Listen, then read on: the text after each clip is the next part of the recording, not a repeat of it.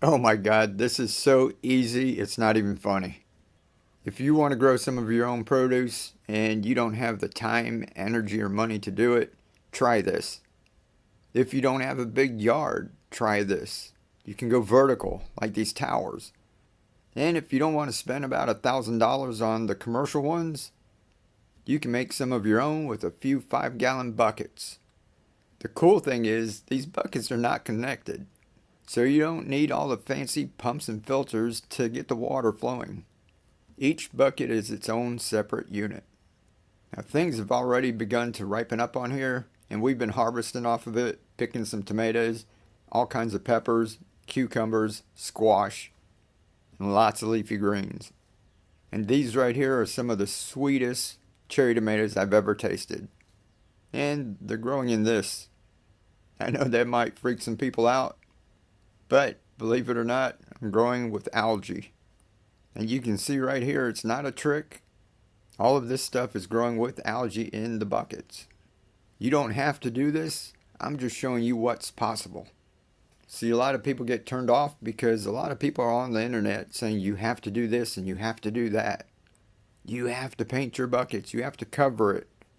Algae's going to use all of your nutrients, throw off your EC, mess up your pH. And some people just think it's plain gross. Me, I think it's part of nature. Now, I don't think this is the best way to do things. If you can use pumps and filters and aeration and want to go through all that mess, have at it. But I want to show the people who don't have the time, energy, and money to do that, that it's still possible to grow some of your own food. So, with the exception of the leafy greens, all of these were grown from transplants. And we just planted everything into these 5-gallon buckets. I just drilled a few 2-inch holes in each bucket and placed the plant in it. Some of my buckets have 3 holes, some have just 2. I don't want to put too many big plants into a bucket. I'll be refilling it all the time. And I put a hole in the back so that I can refill. I'll show you that in a little while. Then all we do is just fill it up with nutrient solution. I've got videos on that on my channel. And if we don't plant on the hole in the back, we can always peek inside and see what's happening. You can see the roots if they're actually touching the nutrient solution, and you can tell what level you're at if you need to add more. Now all the pool noodles are doing are just holding the plants in place. It's not a grow medium. Most hydroponics starts in some kind of medium like rock wool or cocoa peat. In these towers, all it's doing is holding the plant. Now I'm using these white buckets because they're food grade. It says it on the side. And people are asking, do you have to do that? To me, that's a personal choice. I also have some blue buckets, which some consider food grade by the recycling number that's on it, and some people don't.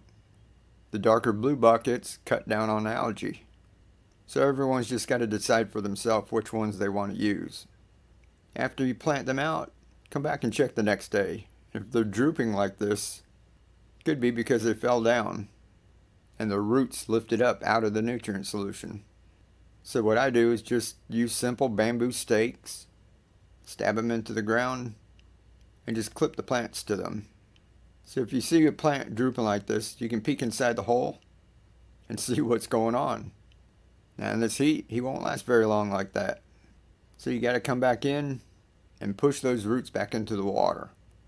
Now some plants like tomatoes, you can put the stem into the water and the stem will grow more roots, just like you're planting in the ground.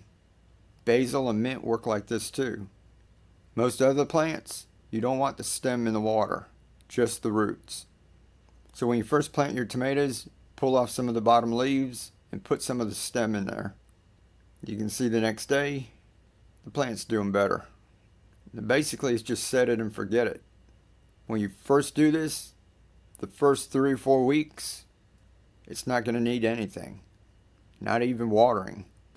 After they begin to fruit, you're going to need to check it on a regular basis and refill the water. Now, most of the time I refill with nutrient solution, but as the plants get really big and have a lot of fruit on them, you're going to have to refill it every few days. When that happens, I only add nutrient solution every second or third time. The rest of the time, I just refill with water. And straight from the garden hose. I'm not using distilled or reverse osmosis. You can use what you like. And I just spend a couple of minutes and refill them all. Right back to the top. And that's what I've been doing with these buckets. I don't let the water level drop too far, and I keep it filled up as much as possible. More mass, the more water, it keeps your nutrients cooler. If you let it get low, it heats up really fast. Also, when you let the level go down really low and fill it back up, you're causing changes that the plant doesn't like. If you keep it at a certain level, the plants don't have to constantly adapt to new conditions. Now, some people get industrious and want to put float valves on each one of these and hook them up to reservoirs and keep that level. But to me, it's enjoyable coming out in the morning and just filling these up. It doesn't take that much time, and I can look around and see if the plants need anything else. If any more fall over, just stake them up. Now, these started out in the spring. Our high temperatures were around the 80s. And the last few weeks, they've been in the high 90s.